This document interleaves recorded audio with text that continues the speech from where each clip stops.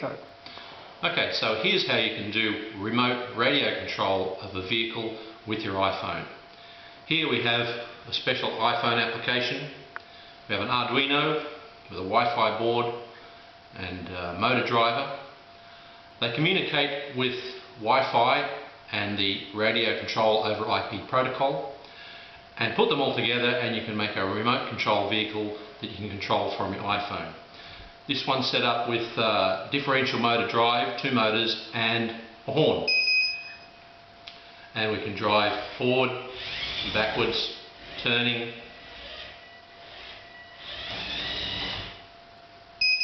all under the control of the iPhone.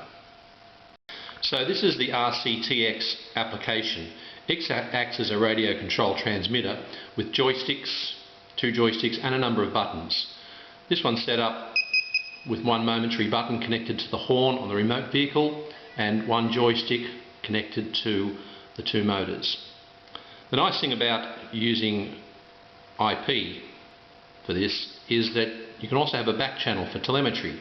Down here you can see the measured radio signal according to the vehicle and its battery voltage. So this information is coming back from the vehicle to the iPhone, whilst radio control signals are going from the iPhone to the vehicle. On the vehicle we have an Arduino Duo Milanova running open source software which you can get from the Arduino website.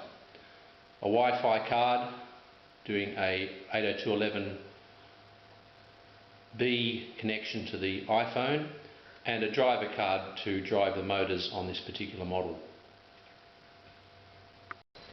Down below is a Tamiya differential motor drive kit with some tank tracks. This is just a demonstration vehicle to show the Wi-Fi technology in action.